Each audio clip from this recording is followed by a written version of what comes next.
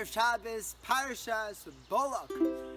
It's called Parshas Balak, but it's all about Bilam. And in fact, there is a medrash that says that there is a Parshas Bilam that Moshe Rabbeinu wrote, but it wasn't canonized into the Torah. Interesting.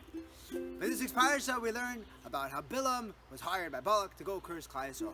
And there's an interesting pasuk that Hashem got angry at Bilam at one point. Specifically, in the pasuk, while Bilam was saddling his donkey. Rashi tells us that he was saddling his donkey because he was so excited, and Ava Mekalkelas Ashura, and he shouldn't have been saddling it. He had a whole entourage with him, but he was so excited to go curse Klal Yisrael, he did it himself. And at that moment, Hashem got angry at him. Why at that moment? So I heard a beautiful answer for this. That how did Bilam curse Klal Yisrael? He knew, his chachma was, Chazal tell us that he knew exactly that second when Hashem would get angry at Klal Yisrael. When Hashem would be angry at the world in general. We know that when we're wearing tzitzis, it protects us from that anger. It's the moment when the crown on the rooster's head turns white.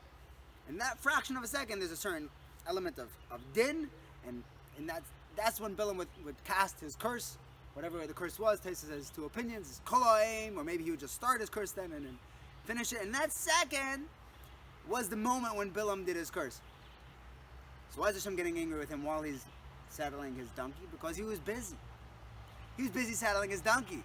So at that, Hashem took that second and said, you know what, I'm gonna be angry at them now, while he's occupied. And then Bilam won't be able to say his curse because he was so excited saddling his donkey over there that he didn't think. He didn't have the Yishuv Adas to realize, and by that time he missed his moment to curse Klal Yisrael.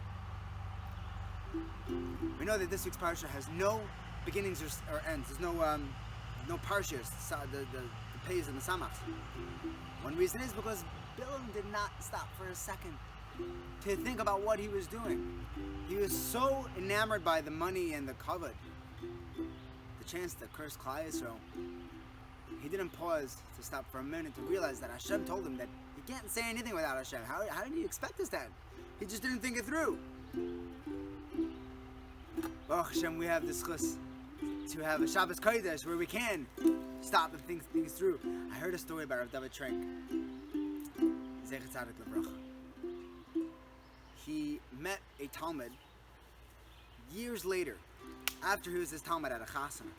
And his Talmud told him over a story about him, about Rabbi Trank himself. He said, I was playing basketball without my yarmulke on. And